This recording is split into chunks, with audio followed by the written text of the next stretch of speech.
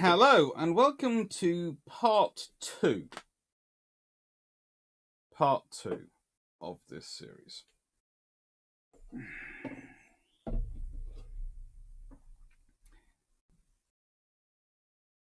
And that is part two of the county class cruisers. And this is the Kent class continued, which is always fun. Now, for those who haven't watched part one, please go back and record or watch part one first, because this is an 8-part series, and I will try in standard lecturing style to make sure every episode is able to be understood standing alone on its own. But it is going to be much easier to follow the process through and follow the discussion through if you start from the beginning and you'll work your way through it all. Not much further ado, let's start off with the county class cruisers. Now, please note, I haven't called them heavy cruisers in the starting of this. And whilst they are defined by treaty terms, especially once we get to the London Treaty, as heavy cruisers aren't actually defined in the Washington Naval Treaty. That doesn't define heavy or light cruisers. And it uses the large light cruisers, which the RN is building, the Hawkins class, as the basis for the maximum of cruisers.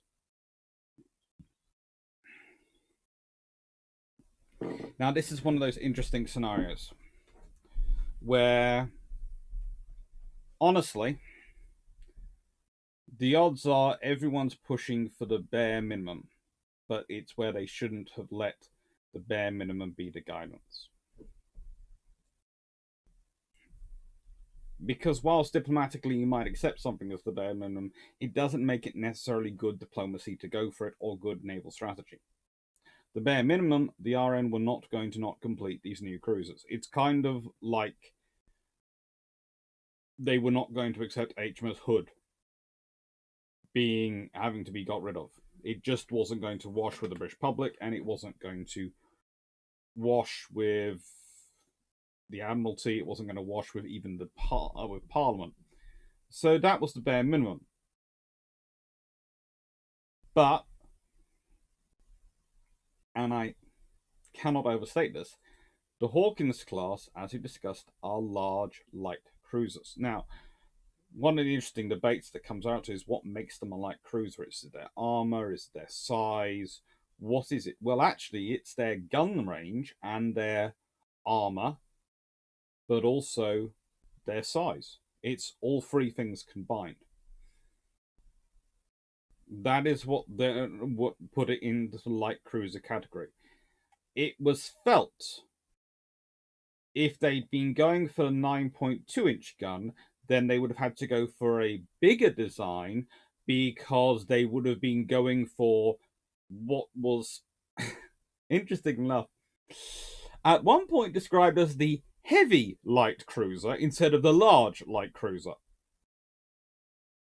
Bear with me here. Then they decided maybe we call it the Dreadnought Armored Cruiser, and then eventually it becomes Heavy Cruiser. And that could well be the genesis of where the term Heavy Cruiser comes from. Honestly, it's one of those terms which appears, which you sort of go, We all know where the term Light Cruiser comes from. That's quite an easy one to trace back.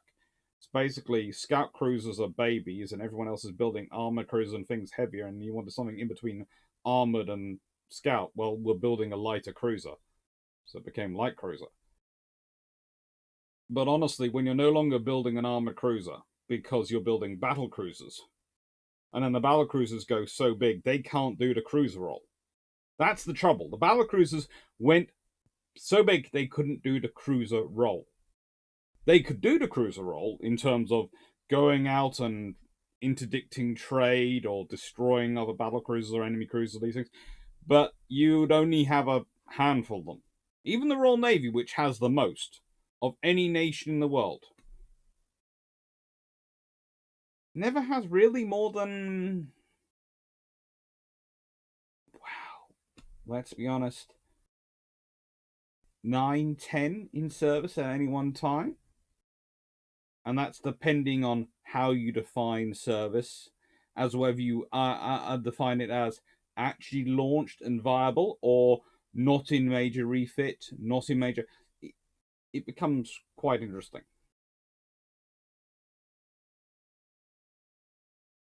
You need a lot more ships than that for trade protection, and that's the other role of the cruiser. And whilst light cruisers, and in the case of the Hawkins class, large light cruisers can go out and deal with merchant raiders, especially armed merchant raiders. There is the level in between. If we were going to be honest, we'd be talking about something like the Panzerschiff. Okay? And that's sort of the category this fits in. I often call the Panzerschiff heavy cruisers. The Deutschland class, the 11-inch gun ships, they are heavy cruisers.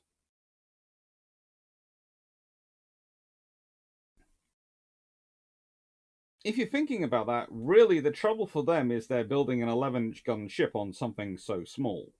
On such a small hull, it should really have 9 guns, not 6. It, 3 turrets, 3 triple turrets, and it should have a higher speed. And then it would be a truly capable and truly scary vessel. Not something which can get pounced by, let's be honest, a pair of lighter 6-inch cruisers. They weren't Town class. They were Leander class.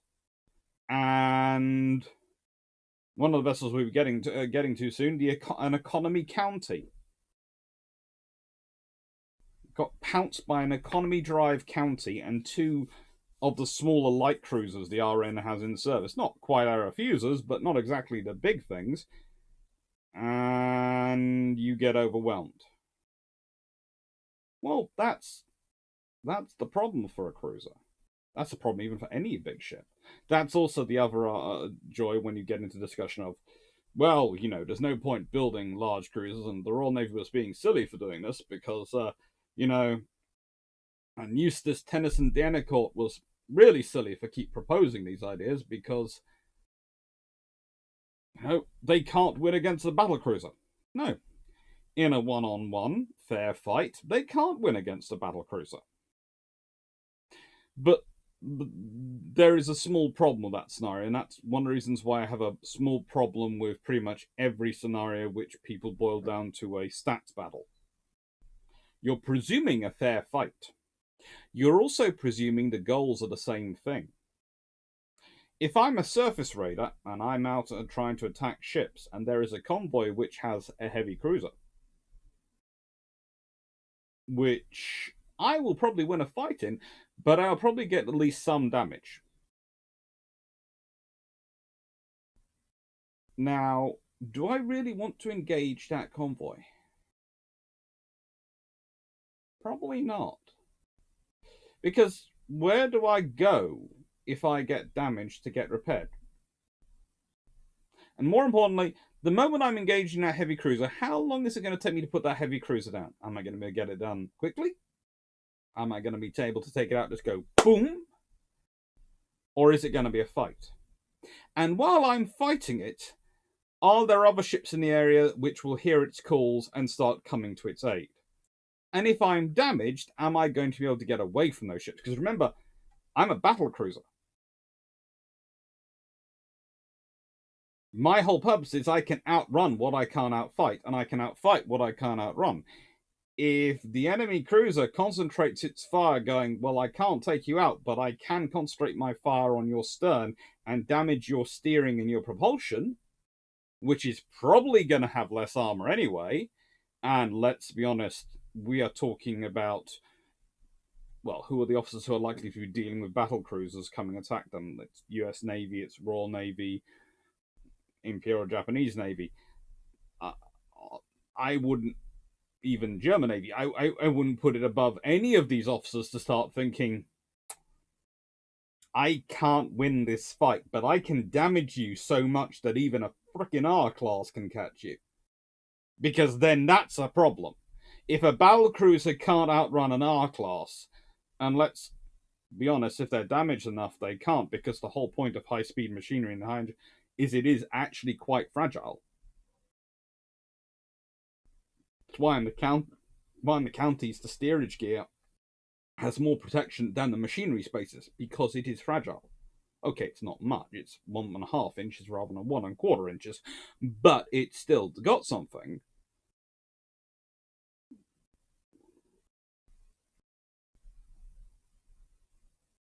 Then I'm in trouble. So in the end, it comes down to, do I want to fight that heavy cruiser or not? No, because I'll win it, but even if I win, I'll still lose. Because if it comes out of the fight and I can't do more than 20 knots, then there is going to be an R-class battleship which is going to come up to me and go, howdy. And that's if it doesn't get beaten by a Queen Elizabeth class. In World War II, a Nelson or Rodney might turn. I might catch you at that speed. Scharnhorst, Gneisenau, Gneisenau only famously just gets away from Rodney because she can go maximum speed. If she'd been damaged in any of her encounters, even with an armed merchant cruiser, and this is one of the things, after fighting an armed merchant cruiser, yes, they sink the arm of the Royal Rawalpindi, but what do they do then? Well, they're damaged. Not much, but they are damaged, and they go home because that's the only place that can repair them.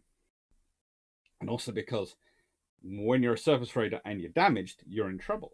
Now, this then can make you think, well, okay, surely, why do I need a heavy cruiser then? And what, surely a light cruiser could do as much damage.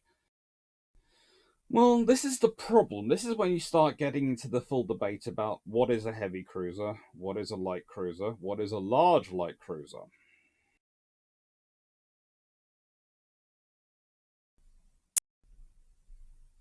Large light cruisers, a la the Hawkins and what comes after them, are interesting vessels. And HMS Suffolk gives a lot of illumination on this topic. Apart from being a rather beautiful ship. Pre-World War II, she serves on the China Station. Big surprise. And honestly, a lot of the counties go straight out there. They're part of the Britain's presence in the Far East. And as I've been over before when talking about Town Class and talking about the counties in the Far East, there is a purpose with sending your newest and scariest ships out there. These are these vessels are your anti-surface radar ships, but they're also your surface raiders.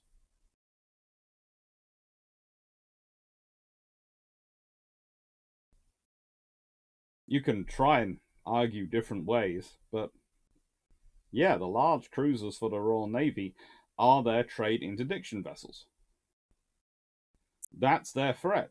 That's their way of making sure you can outmass us, that's fine. You can outnumber us, that's fine. But you're going to have to find us, and there's going to be a lot of pinpricks in this ocean. And if you consider how many and how resources and how widely spread the RN had to be to track the Deutschland and the Graf Spee, and that's the Royal Navy, which has a lot of bases and a lot of land air support and all sorts of other things to back it up. Imagine what 3 or 4 of these, or town class cruisers, or a combination of the two, wandering around the trade areas of, let's say, the East China Sea might do.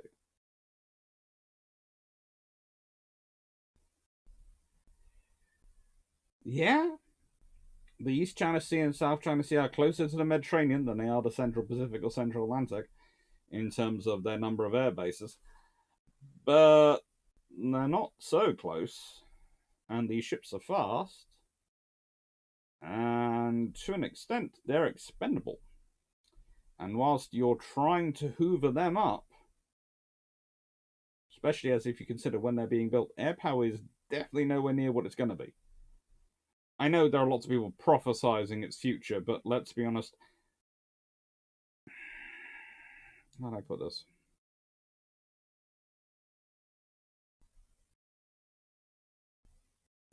I remember when I was younger, a lot younger, everyone was talking about CDs and how the future was going to be bigger and bigger and bigger CDs. And when you saw all the various sci-fi ideas, it was, the CDs were taking more and more data. And then came in the USB pen, and that's amazing. And everyone's going, oh, it's just going to get smaller and smaller storage devices. And then came the cloud. And now, behold, someone the other day is actually reinventing pretty much the CD again, from what I understand from what they're claiming. But the point is, there are always people predicting the future, and sometimes they get it right. But the sheer number of people predicting the future and different things means that sometimes, if you're sometimes they get it right. Sometimes they just get lucky that what they said turns out to be right.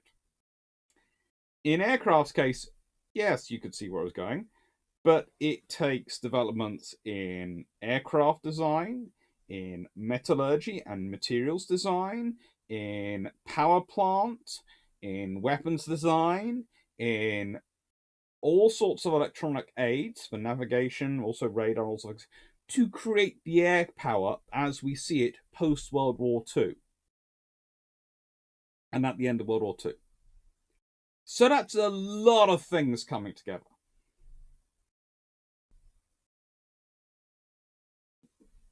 It means this is not as silly as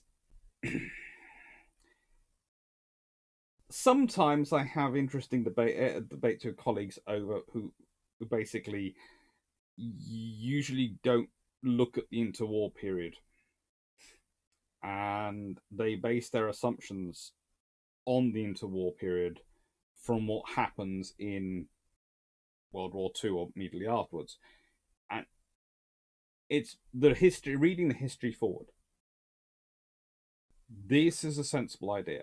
The HMS Suffolk, the Kent class, the counties are a sensible idea as surface raiders, and it's a viable idea. And I would argue it's really quite viable as an option up until, well, I think it's viable as long as the RM managed to keep enough cruisers out there to threaten it as part of their proactive defense. It's basically the idea was for Singapore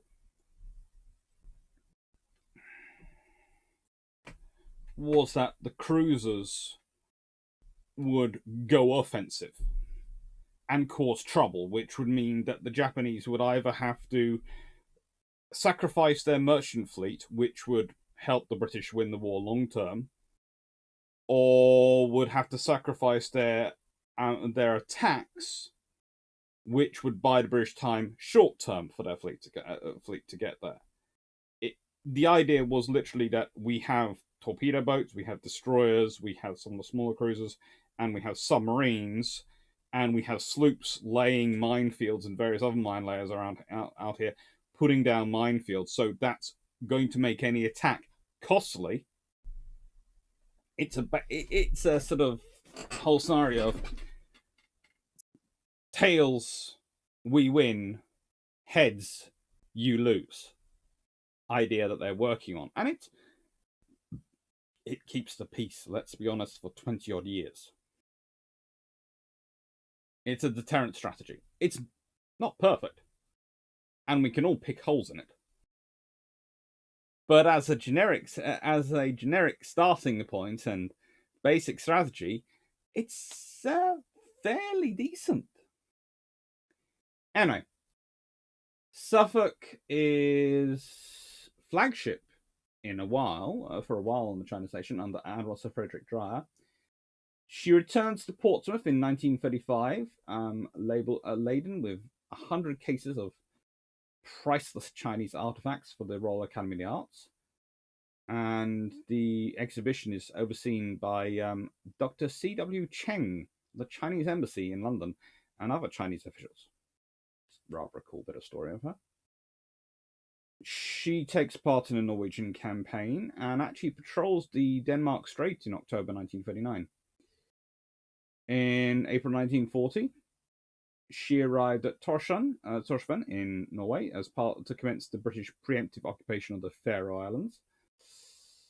And in April 1940, Suffolk sank the German tanker Skagerrak, northwest of Bodø in Norway.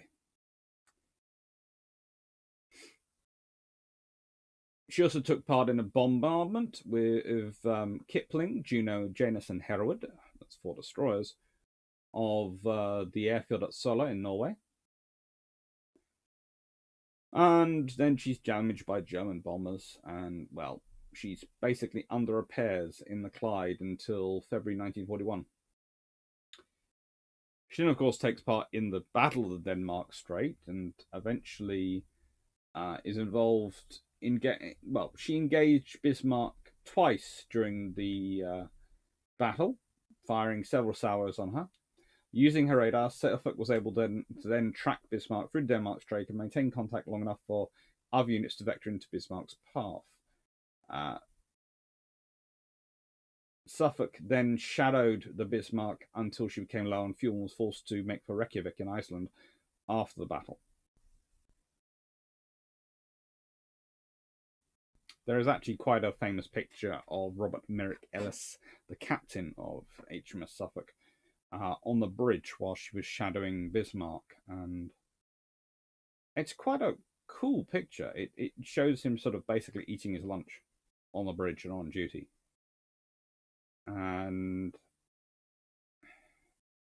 again, this is a sort of a thing which comes up with you. Hang on. Bismarck is a fairly fast battleship.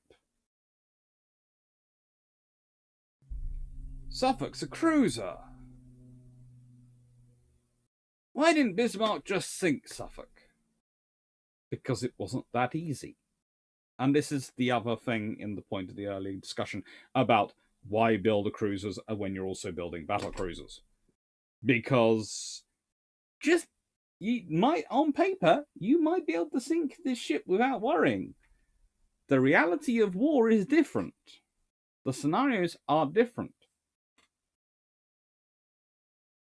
And admittedly, she was aided in that by radar, but by this point, she'd also lost her torpedoes. To be honest. The RN had taken them off her in, I think, 1935. I don't know. Anyway, after repairs, she served the Home Fleet in Arctic waters, in Arctic waters, until the end of 1942. Then underwent a further refit until April 1943. During this refit, X turret, that's second from further aft turret, is removed, and the top weight saved, with that being removed, is used to supply additional AA guns.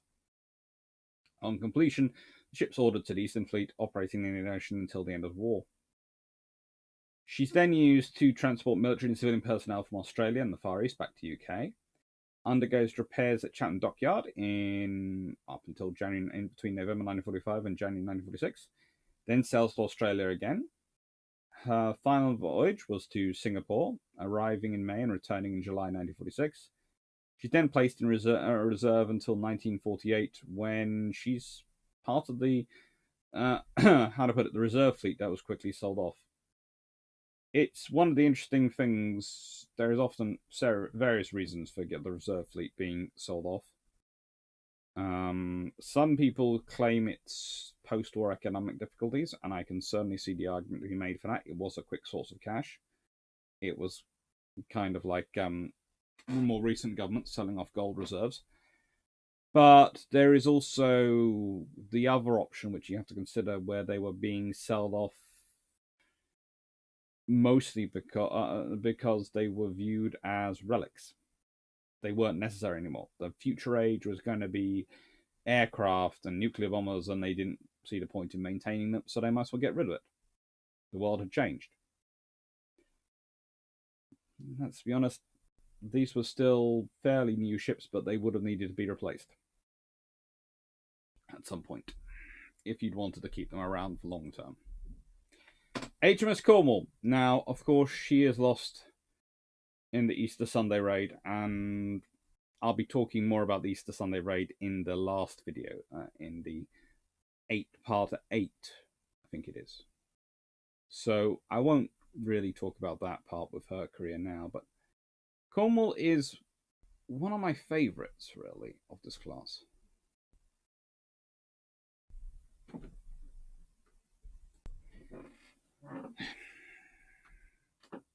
As you can see, she's one of the vessels which had enough top weight free that she actually could be fitted with a hangar for her aircraft aft, which is that giant box. Oh. You have to love the Royal Navy. For about a good 30 years, their solution to the problem, anytime they needed to store aircraft on a ship which wasn't an aircraft carrier, was let's add a giant box. In fact, it's probably longer because let's see. It starts off in the First World War, and I suppose you would consider the Tiger class to be examples of it. So it could be argued to be roughly 50 years of the solution is let's fit a giant box. It's efficient. Ugly, but efficient. And I'm someone who actually likes things which tend to be efficient. I tend to find a lot of beauty in form-fitting function. But, yeah. Interesting.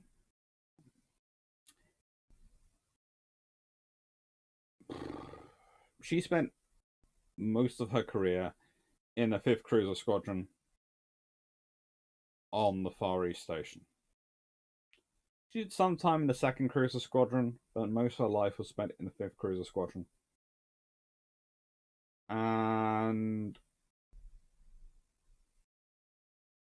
if you consider one of the most interesting examples of her career, in September 1940, she rendezvoused with a convoy that was carrying troops intended to capture Dakar from the Vichy French, but was then detached from that convoy to intercept the Vichy French light cruiser, Primouguet, that was escorting an oil tanker to Libreville, that's French Equatorial Africa, 5 days later, and forced them to return to Casablanca in French Morocco.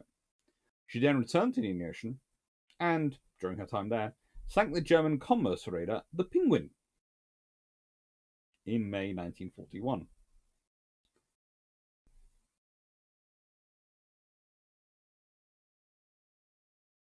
She has an active and productive career.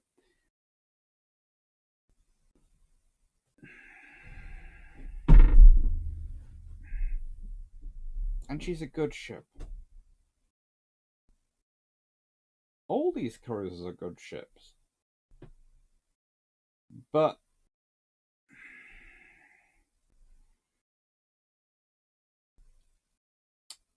I suppose it was about 20 years ago. I stopped thinking of them as heavy cruisers. Because that was when I read the Brassey's annual. I'd finally got my copy of the 1923 Brassey's annual. And that had in it the description of the Hawkins class, or Frobisher class, as large light cruisers. And that's when something clicked for me, because prior to that, the lines, the shaping, everything of these proud ships had sort of gone to me that, well, where does that come from? Because that doesn't quite fit.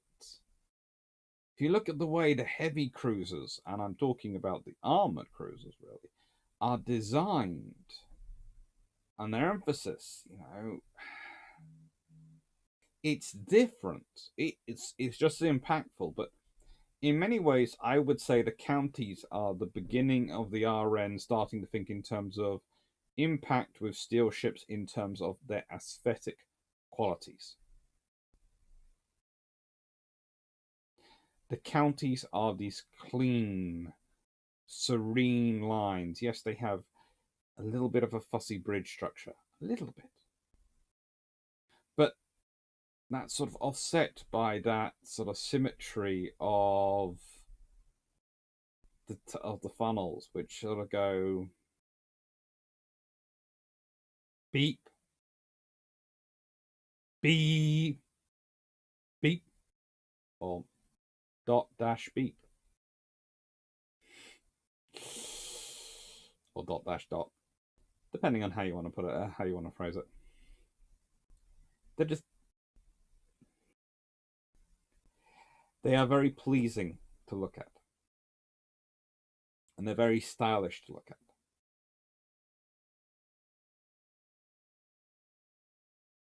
But it also reflects in how the RN looks at using them. Because one of the things you notice very quickly when you're looking at the counties versus the other 8-inch cruisers, the RN at no point seems to be really thinking about them forming up line astern behind battleships and coming on the rear, coming on, providing fire support. The Japanese certainly are thinking about that.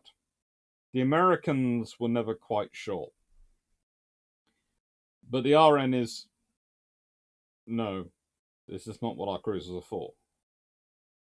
And you can just look at that and consider the Battle of Denmark Strait. Because there are two counties there. They do not form up behind the Prince of Wales.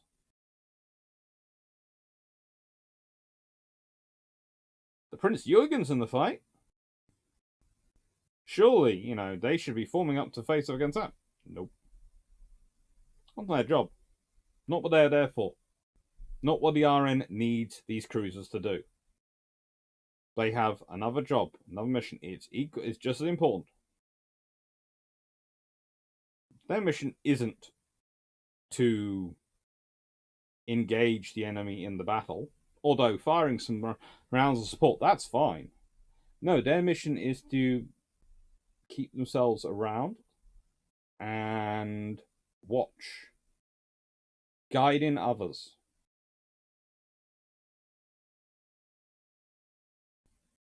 Destroy things which are smaller than them, hunt them down. But when it comes to bigger than, keep enough of a distance that they can keep safe, and then call in the support.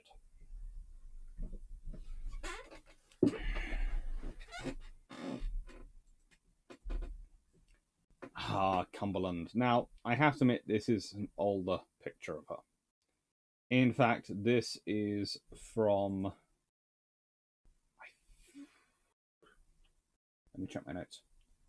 It's from the Vickers Armstrongs Limited 1930. Basically, it's part of their promotional material. And I just think she looks cool.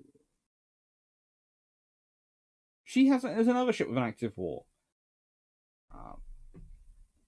She spends most of the beginning of the second beginning of the Second World War crisscrossing the world, trying to track down the Graf Spee and keep coming close to miss her. Prior to the Second World War, she served with 5th Cruiser Squadron in China Station, 1928 to 1938.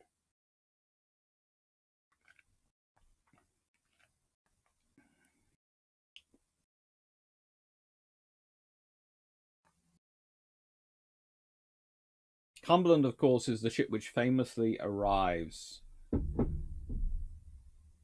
late at night. She steamed 1,000 miles in 34 hours, averaging 25.5 knots, to make sure she got to the River Plate to support Ajax and Achilles. Exeter had to leave. There were 2 light cruisers on their own. Cumberland was down repairing in the Falkland Islands. was at sea and on way.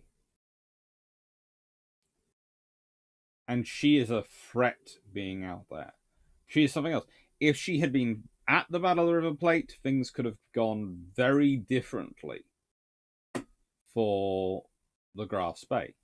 For starters, there's an extra pair of 8-inch guns versus Exeter. But if you'd had both Cumberland and Exeter, and the 2 light cruisers, ouch.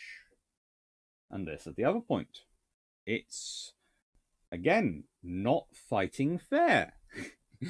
Yes, on paper, Graf Spee can fight any single one of those ships and win. But against 3 of them, and the theoretical potential of all 4 of them, Graf Spee really doesn't have much of a chance. If she gets some very lucky shots in, yeah. If not, scratch 1 cruiser. And the RN's repairing 4. The RN don't mind. They have the facilities to repair cruisers. They can repair cruisers. They have lots of yards that can do repair work and get cruisers back in the water. Let's be honest, the Germans don't. Japanese don't even, really.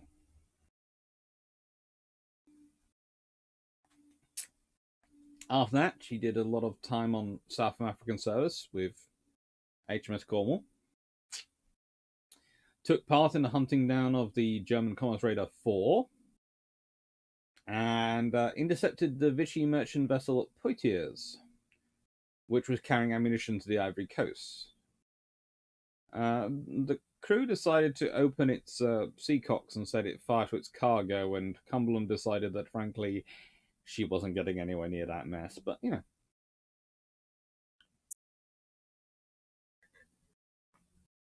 She then took part in the attack on Dakar and suffered damage from a French coastal battery, before continuing her hunt for 4. 4 was very elusive.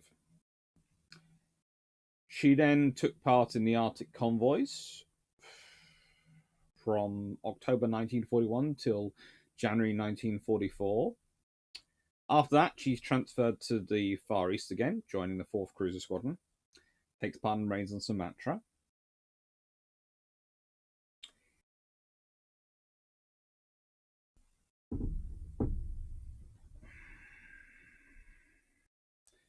There is a painting of her, which is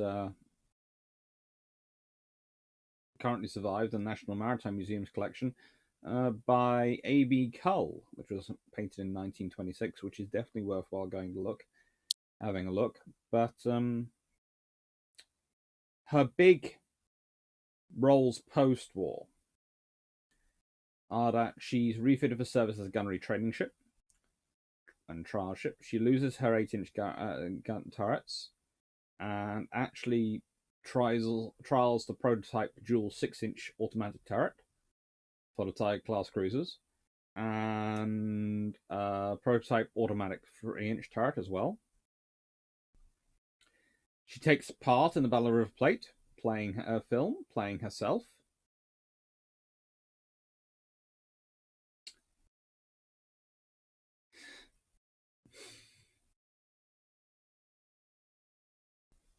And then she is sent off to take part in, well, how to put this, the trials of the ANH bomb systems.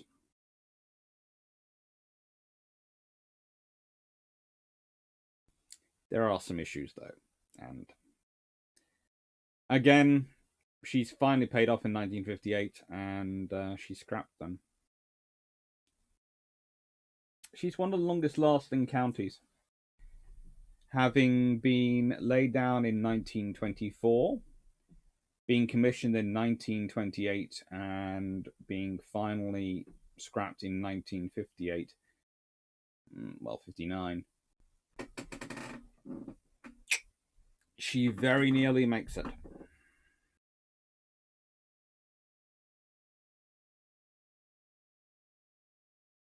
She gets to the 30-year mark. Another 10, she might have stood a chance. Another 15, she'd have probably been saved by the grandfather rule of cool. Ah, well. Beric.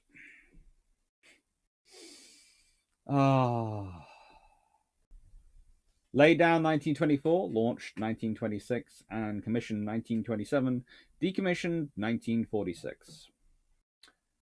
When Beric was completed, she went straight out to the China Station, where she remained until put on temporary detachment in Mediterranean in 1936, where she was pretty much, her purpose was, hello, there is a civil war going on in Spain. We will watch this. She undergoes reconstruction between 1937 and 38, where her single 4-inch guns were replaced with double mounts. Lots of light machine guns are added, and a cemented 4-inch cemented armor, 4-inch thick and 6 feet deep armored belt is added to both sides of the hull. From the armored deck level, past her waterline. Remember, this armor plate just magically happens to be in the stores. And when I say it magically happens to be in the stores, you sort of look for the ordering of it. And you look for a surge on armor production or anything. There is no surge in armor production as far as I've seen it. Okay, maybe there are records elsewhere I haven't yet managed to see. So I open my hands up to that one. But of the armor manufacturers I have looked at, which, let's be honest, in the UK at this point, there are pretty much 2 options. Ship-grade armor. There are some other small minor foundries which could have been used, but there are pretty much 2 options. And there's always the option of doing like they do with Illustrious, which is buy all the armor they can off Skoda, so that the Germans can't buy it, and various other people, but I don't think they've done quite that with this. There's no stories of that. That sort of story does survive.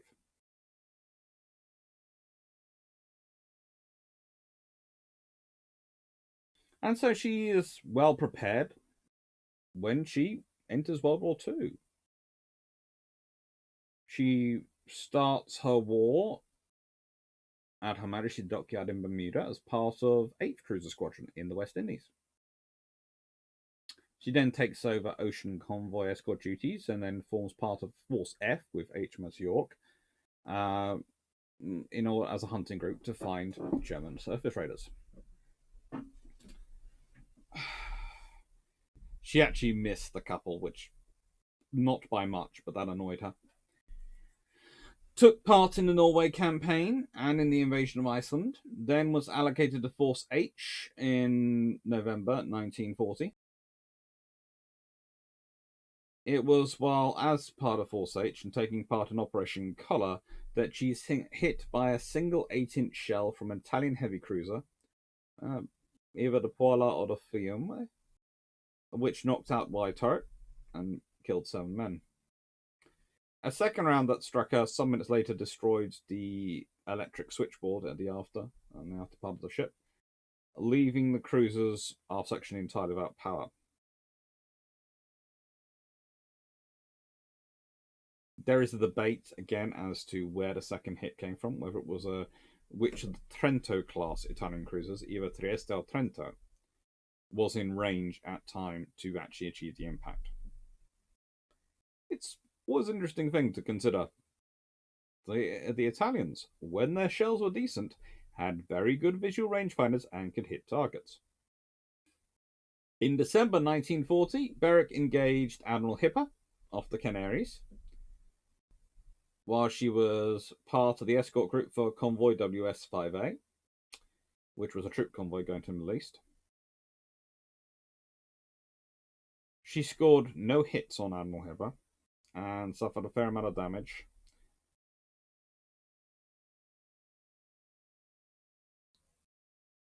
But for the most part, the 8-inch shells went right through the ship. All or nothing armor scheme, let's call it, but most of the shells seem to have hit above the armoured deck and gone straight through. Because the armoured deck is not quite, well, let's put it this way, it's less than 6 foot above the waterline. So if you look at that picture, you get an idea that that's probably about halfway up that hull. Maybe a little bit higher, but not much.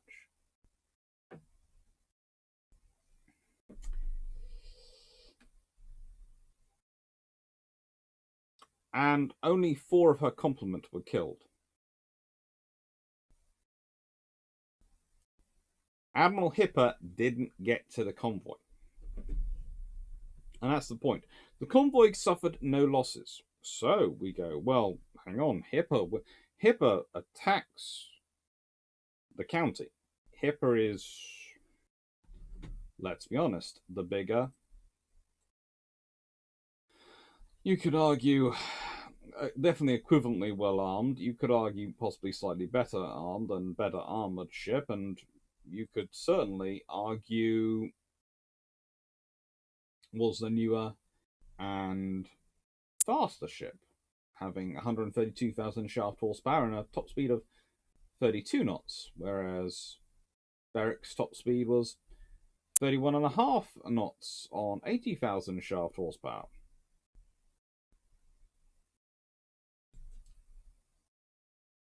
But the point is, despite on stats, Hipper being able to win it easily, she neither sinks Berwick, she damages her, but only takes out 4 crew, and doesn't get to the convoy. So my argument would be that that battle is won by Berwick, because what's Berwick's goal for that battle? To secure the convoy safety.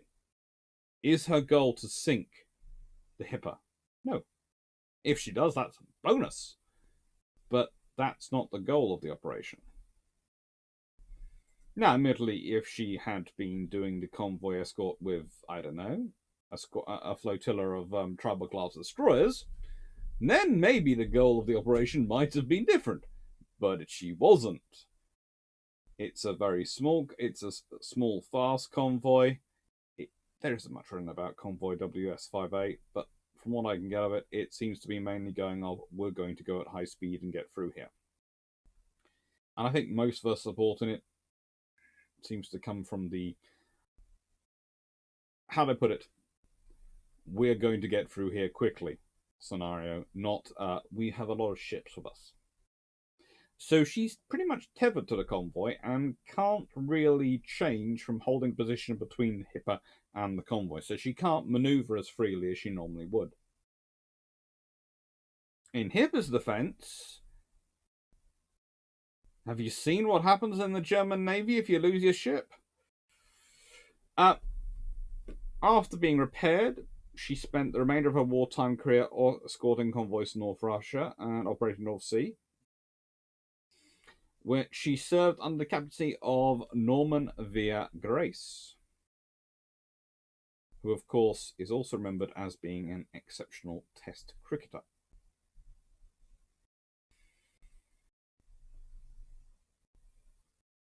His father even more so, I think, but E.M. Grace, but you know, he was quite good as well. She carried 3 Norwegian forces from Britain to Murmansk so they could take part in the liberation of Finnmark, and escorted 2 carrier raids against the Tirpitz in 1944 and 1945. Her last role was to escort carriers that were raiding Norwegian coast in 1945.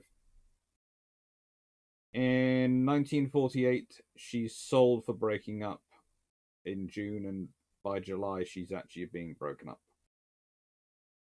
Sadly.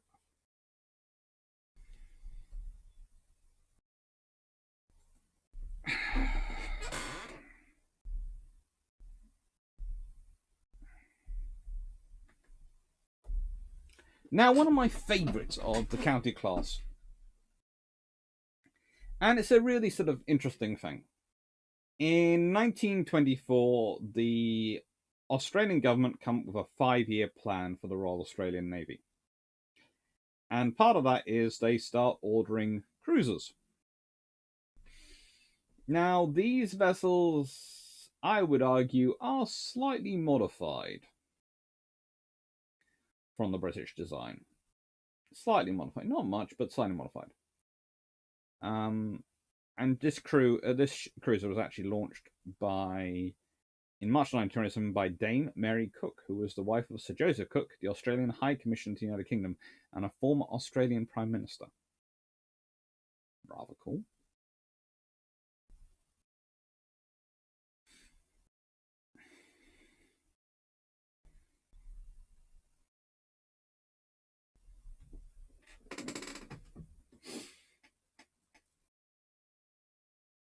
One of the interesting things about this ship is that they decided they didn't want to use the same badge as they'd used for the Battlecruiser Australia, and eventually they used the coat of arms Australia as the basis for the badge, instead of what had been used for the Battlecruiser Australia. And this is a shield bearing the symbols of the Six Estates and a Federation Star Crest. No model was given to the ship, but when the badge design was updated prior to the planned 1983 acquisition of the British aircraft carrier HMS Invincible, which was going to be renamed Australia, the motto from the battlecruiser, Endeavour, was added to it. So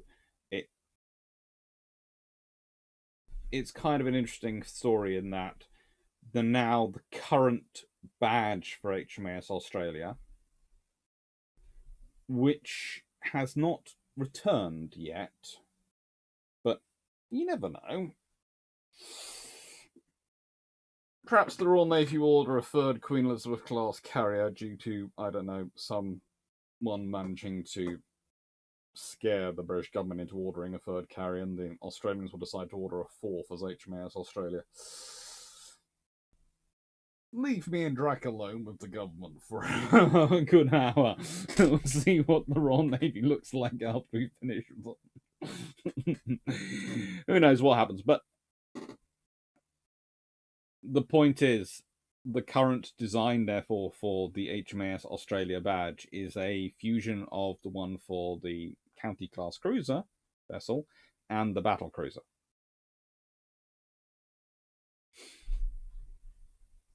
It's cool.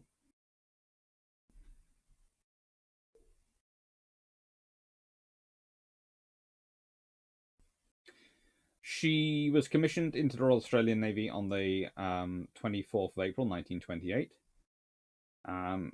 She cost £1.9 million. We'd love a ship for that much these days. Both her and her sister, Canberra, were constructed by John Brown and were the only County-class vessels built in Scotland. So, you're now going to ask me, Alex, where did she get her gears from? Well, it's an interesting system because apparently the propulsion was 8 Yarrow superheated boilers, Curtis high pressure, and Parsons low pressure geared turbines. Rather interesting that John Brown Company, who make their own turbines, apparently had to fit Curtis Parsons low pressure geared turbines, but they fit their own high pressure geared turbines. It's an interesting story.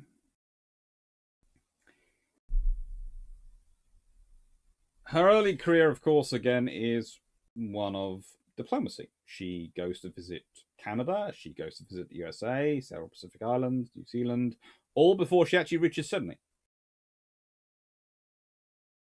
Now, unfortunately, then the Great Depression hits, and the RAND fleet is downscaled to only 3 active ships, which are Australia, Canberra, and the seaplane carrier Albatross. And one of the S-class destroyers they had remained active with a reduced ships company. So they had 4 ships. Australia's duties in the 1930s were to cruise the Pacific Islands, and in 1933 she visited New Zealand. In 1934 she was sent to the UK on exchange duty. She brought home, I think, the Duke of Gloucester, who had been in Victoria for the state's Centenary Foundation. Always fun to bring nobility home, and the royal family especially. The cruiser reached Portsmouth in March 1935 and was then assigned to the Mediterranean Fleet. She then returned to the UK for George V's Silver Jubilee Naval Review at Spithead. And following the outbreak of the Oceanian crisis, Australia began to train for a potential war. It was presumed that her initial role in any British assault in the Italian Navy was to cover the withdrawal of the aircraft carrier HMS Glorious after an attack on the base at Taranto. Don't worry, Australia, you're always going to be involved in any attack on Taranto. However, the crisis eased before anything needed to happen, and so she remains in the Mediterranean until July 1936, then visits Gallipoli with HMAS Sydney, and then 2 ships sailed for Australia. They arrived in Sydney on the 11th of August, and what happens during these exchanges is actually HMS Sussex went out to serve with the Australian Navy while they're on exchange. This is one of the reasons why you have to accept the American perspective that they treated the Royal Navies as one navy. Because in the 1930s, can you imagine any other sets of navies doing that? And that's quite a common thing. Ships being put on exchange, crews being on exchange. That's how you build an integrated Royal Navy for the whole world fighting. World War. Now, I'm going to get into her war service later, but she has in another video, but she has a wonderfully active World War II, and stays in fairly decent service till 1954.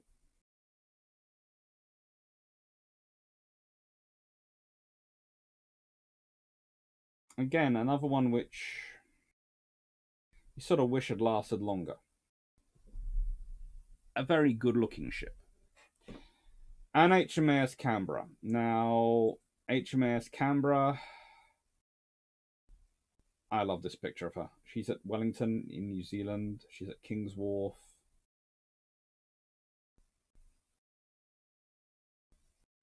This is a ship which takes part in the Battle of Savo Island.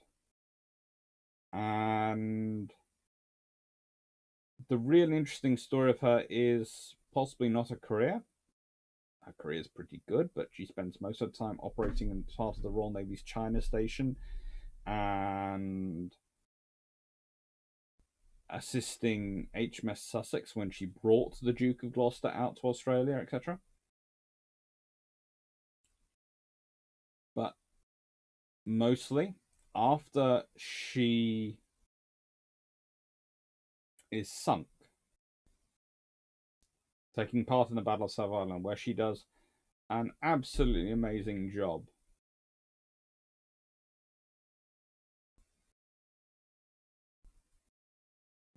Roosevelt declares that there has to be a US ship named in her honor. So they rename the Baltimore-class cruiser Pittsburgh as the USS Canberra. Now, this is the only ship which has ever been a US Navy warship which has ever been named for a foreign capital city. But this causes a problem because the British government had already announced that HMS Shropshire, which was another county-class cruiser, was going to be, but of the London subclass, was going to be transferred to the Iran as a gift. And King George VI had announced that the ship would be renamed Canberra in honor. Now, the duplication of ship names with the United States Navy was against Royal Australian Navy policy. Now, we can say that it's against US Royal Australian Navy policy, but those of us who know our destroyers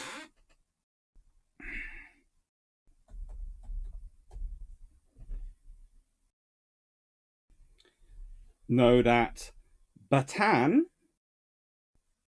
which is laid down in 1942 and is a tribal class destroyer, launched in 1945 and 04 and commissioned in 1945, May 1945, is named for the Battle of Bataan, which there is also a US Navy aircraft carrier named for it. Now, I can see that they let that go past because, frankly, no one's going to confuse a destroyer with an aircraft carrier. And probably they're worrying about two cruisers. But at least to the point that HMAS Shropshire serves with the Australian Navy, and most of the Canberra survivors get posted to Shropshire in order to preserve the crew's spirit. But the Australian Navy no longer has a Canberra in it. The US Navy has a Canberra in it.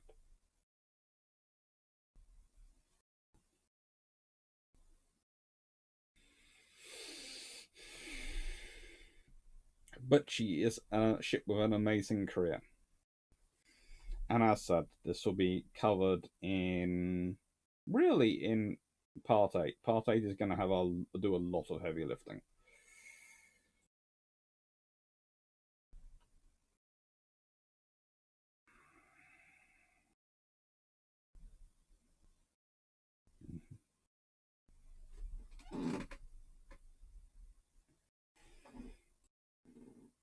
I do need to update it a bit. Anyway, I hope you've enjoyed this. I hope you've enjoyed part 2 of 8. And I hope it's making you think about what ships are designed to be like and what makes a ship fit in certain categories.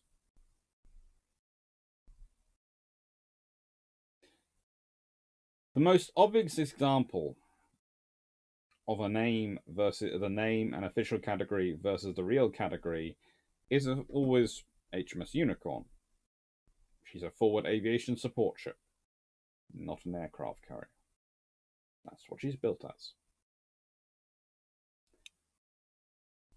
But just because that's the most obvious and visible doesn't mean that's the only one. And also, the other thing you've got to remember is that fleets don't build ships. Navies do not build ships. They build fleets. They don't build a class and go, oh, we want a cruiser.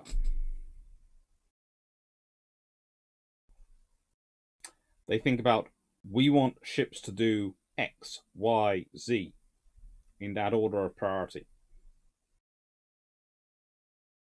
So one nation's cruiser is not going to look like another's. Because the odds of those two nations wanting their ships to do exactly the same things in exactly the same order of priority is very unlikely.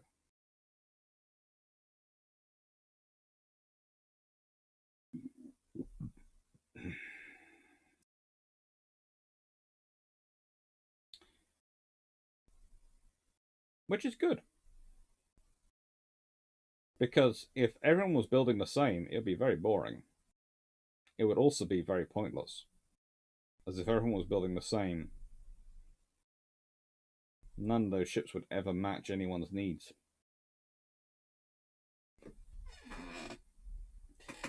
Take care. Thank you. And I hope you've enjoyed this part 2. Toodles.